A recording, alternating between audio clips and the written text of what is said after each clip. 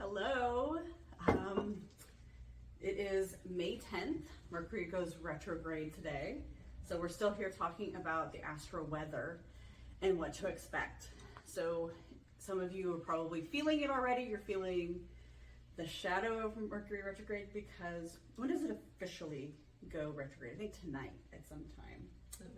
I don't remember. Today. So before we start, let's light our candle and bring into space our helping spirits, those who guide us, and hi, and look out for us. That was like wiggly. It is. It's very. It's a problem. It's got to be fun, or we don't do it, right? Yeah, we're bringing in those spirits that help us and guide us, especially during this time of the year when things are a little crazy. So today, May 10th, Mercury goes retrograde. It hits its retrograde point, right? Mm-hmm. It's no longer in the shadow. Mm-hmm. And this is our time to really start paying attention. Some of us have been feeling the whole shadow of it, the whole issues of, our brain going nuts, the shadow's getting loud. We're questioning ourselves when we shouldn't be, that sort of thing. Maybe we've had to make sacrifices, which that's been a big theme for us this year. We'll talk a little bit about that. And so a bunch of stuff happening. So the interesting thing I found in what's happening, what's coming up, is we have May 10th, May 16th, and May 19th, 20th. So around those areas. Friday the 13th. Friday the 13th, that's it, yeah. So we have May 10th, 3 days later, Friday the 13th, we're in eclipse season. Then May 16th, we have full moon eclipse.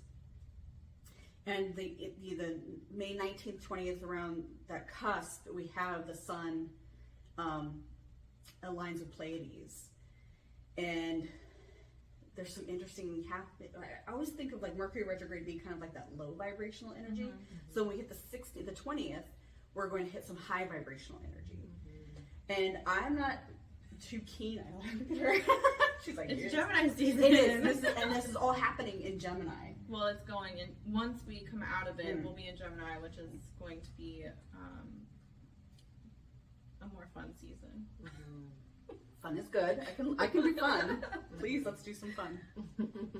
So the reason the threes are important is because 3s, 6, 9 are all sacred numbers.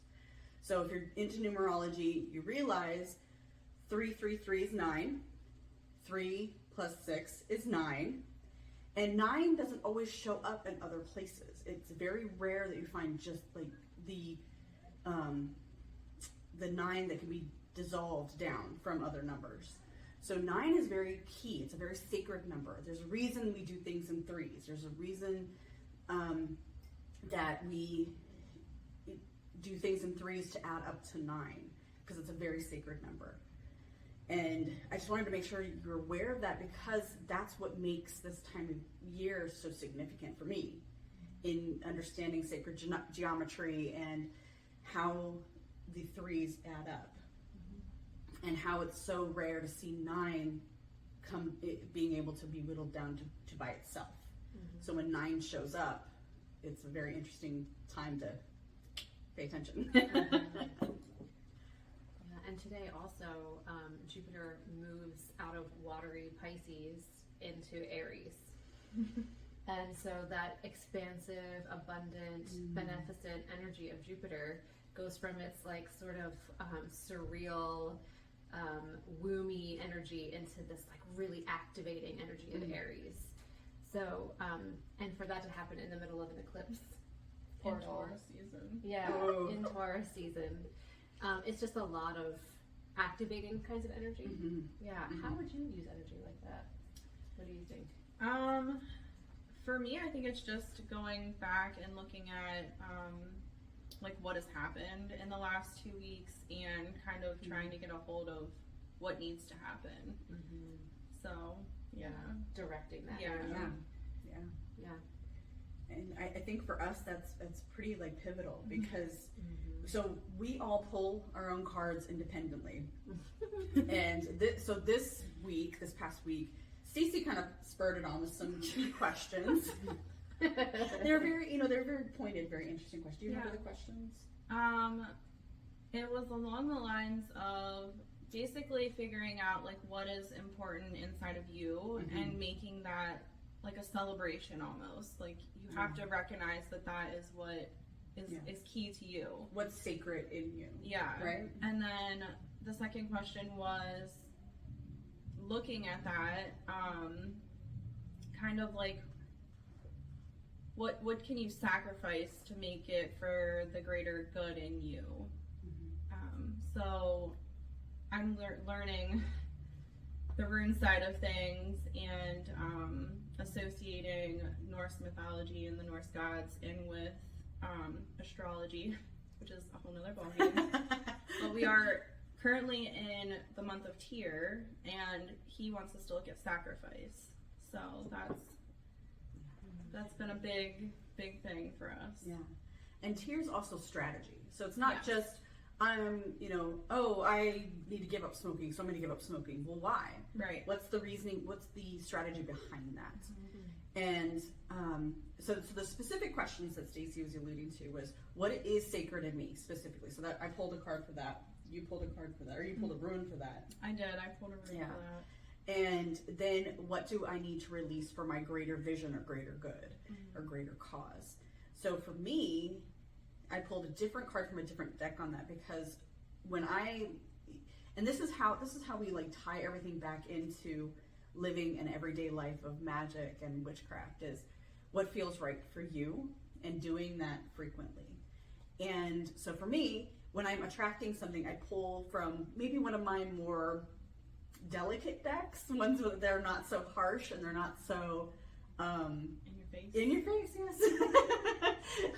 And then if I'm releasing or giving up something, I pull from usually my dark mirror deck, which is very much hey, you need to get rid of this. You need to address this now, because you're really falling apart over here. So I ended up pulling salmon from my Celtic shaman deck for what is sacred in me. And then I pulled Downcast Pride in my dark mirror deck, which they very much spoke exactly truth to me. And so it's funny how things, from contrasting decks can work together, because it's all intuition. It's all what's meant to be. It's all the spirit speaking to you, or the universe speaking to you, the creator speaking to you in ways that are going to translate. And it's our choice to listen or not. And I think this season is going to be about listening, very carefully listening. Definitely.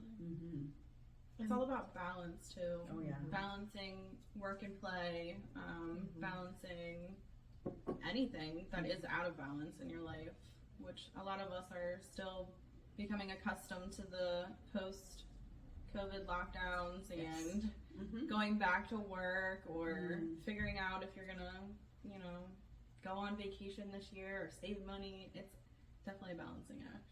And the root word of sacrifice is to make sacred. They come from the same root. So when we sacrifice something, we're making it sacred. Just like the word discipline, the root is disciple. So when we are disciplined, we choose discipline, we're discipling ourselves to something, to our health, to our finances, to our greater good. So sacredness and sacrifice go together. Discipline and holiness go together. So they're two sides of one experience. Yeah, absolutely. And I think that sacrifice has gotten that negative connotation because, well, a lot of us out there probably watch too many horror movies. And if we're talking about that kind of sacrifice. Yeah, well, yes. Well, you think about it, like you think of sacrifice, like it's supposed to be this gut-wrenching, pull away from you experience, but it doesn't have to be. And sometimes it can be. Sometimes it's just about letting something go and then allowing yourself to grieve for it. And I think we don't allow ourselves to grieve for things that we let go of or lose. Like we think, oh, you sacrifice that, you're not supposed to feel bad for doing that. But it can. You can feel loss and grief, that emptiness. And that's okay. Let yourself feel it.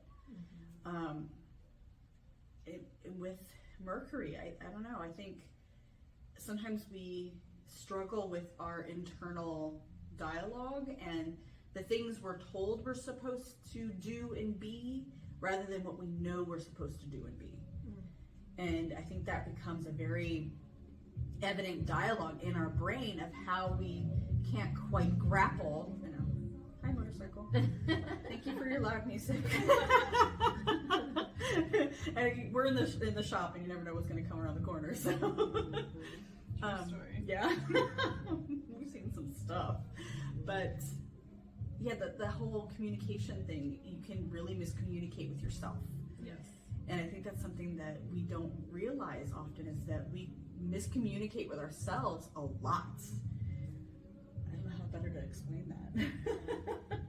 I think this conversation is so potent to have around Mother's Day. And mothering is an act of ongoing sacrifice. It really is, yeah. And often miscommunication. And unmet expectations, or miscommunicated expectations. Or Like you don't pee on the dog? don't pee on the And if you do pee on the dog, tell me. Yes, so I can wash the dog. I'm snuggling with the dog. Oh my god. That happened yesterday. She posted about it, it's out there, so. It's fair game. It's fair game. Yeah, but that mothering something, whether it's a child or a business or, whatever you're mothering, man or woman, you're nurturing, there's so much sacrifice that goes into that because you keep yourself set on the North Star, which is a greater long game. Yes. And in this moment, it can be really uncomfortable. Really? But how do we stay in the long game and make decisions? Yeah. It goes back to your card. Which one? Today for tomorrow. Oh, yes. So one of my cards that I pulled was the today for tomorrow, which was basically, do I sacrifice today for tomorrow or do I sacrifice tomorrow for today? So for me, that was all about balance, making sure that I am taking care of myself, but also having fun and being able to work at the same time. So, yeah. And I think that's how we survive for the long game. Right. Yeah. It's having fun, finding the humor in it. You have to. Yes. If you're not having fun while you're doing it, then it's not worth doing. Yes. Yeah. And don't get me wrong, like, we run the shop together. So we live the witchy life every single day. We come here, we light our incense, we light our candles, we say our prayers, we draw our cards, all that stuff that you normally think would happen. But there's also behind the scenes, there's the logistics of it. You know, we have taxes, we have payroll, we have blah, blah, blah, blah, blah. So it can get very tedious and very unfun. No bueno. And it can get very stressful. And I know for me in that aspect, like, I have made a huge sacrifice this past week. And I think the difference from me today than maybe 10 years ago is I allowed myself time to grieve for it. I allowed myself time. I literally locked myself in my bedroom and everybody left me alone, which was so crazy. Broke up their partner. Yeah, it's gross. See, going back to that motherling thing. Yeah. And I literally grieved all day long. And now I'm back. You know, I allowed it. And that was part of my witchy life experience, is being able to recognize I needed to grieve, I needed to be alone, I needed to cry, I needed to sob, I needed to whatever. And, you know, binge on Outlander, I don't know, whatever. That's a choice.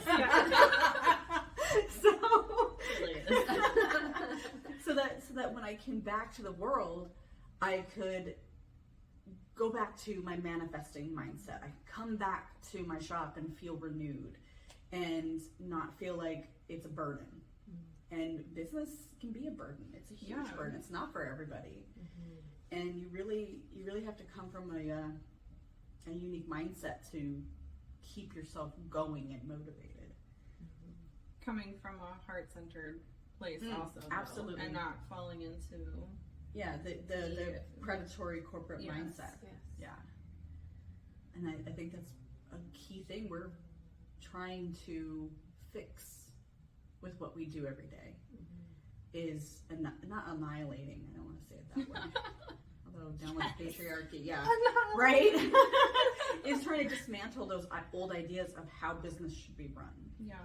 And coming from a mindset of, you know, while supporting ourselves in a witchy fashion, we're still functioning in a heart-centered, soul-centered fashion.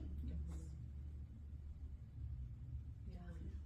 And I think another, like, just coming back a little bit to the Mercury retrograde atmosphere and flavor, is that during these times when Mercury appears to be turning backwards or is going within us, we tend to have to revisit old wounds. Yes. Or like a person from the past will show up again, or an experience we thought we were done with, we have to go back into.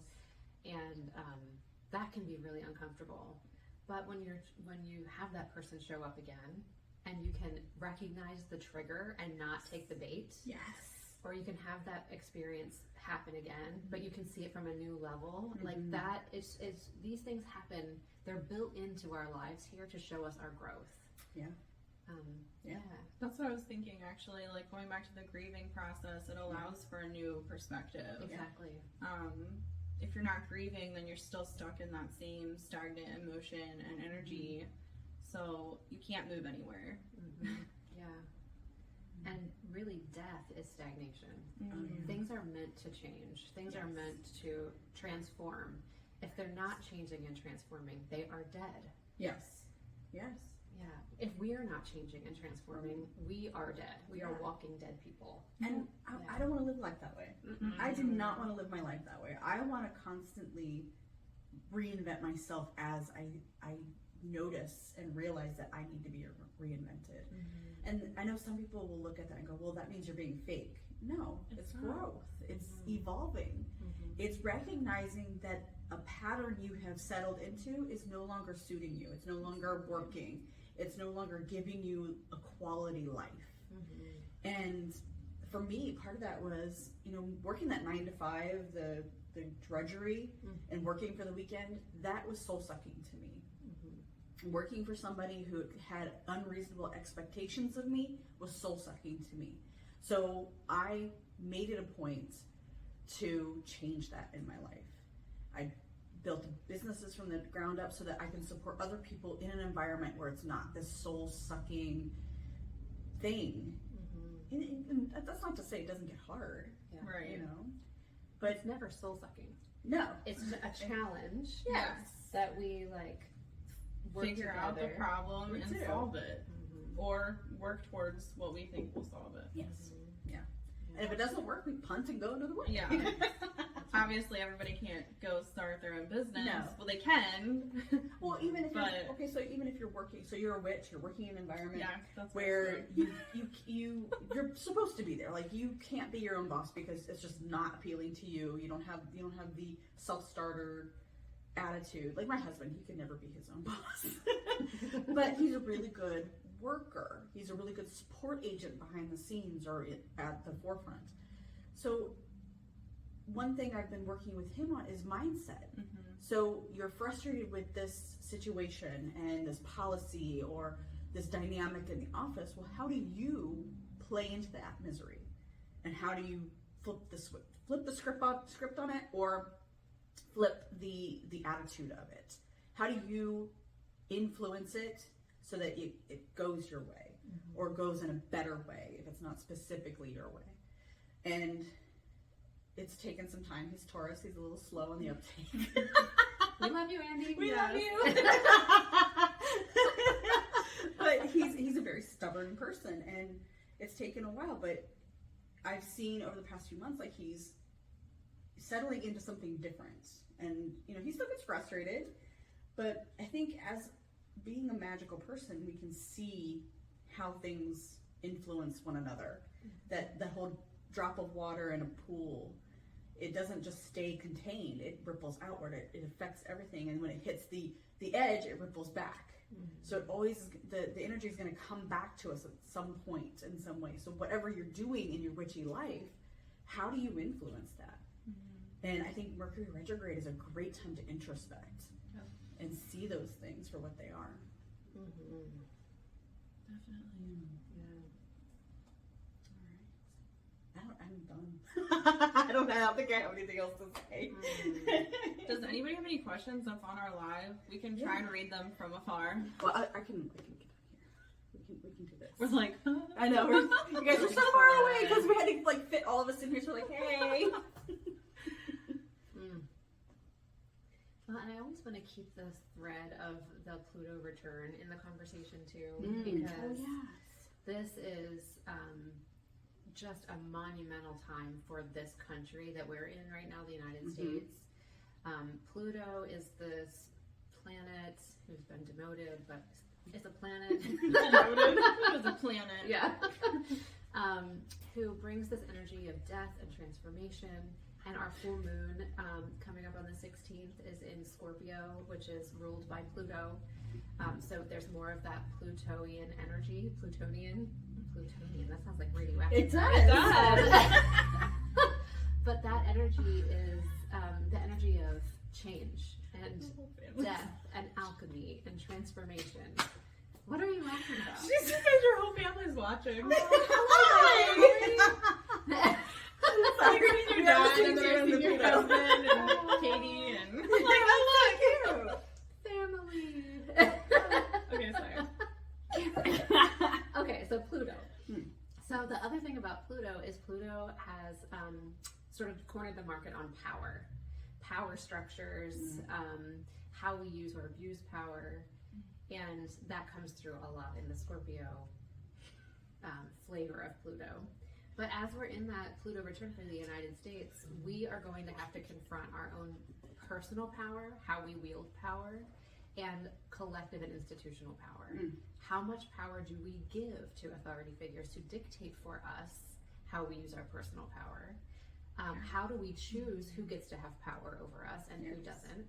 What avenues do we take to take power back? Do we choose violent means of taking our power back? Do we choose a new way to being powerful together?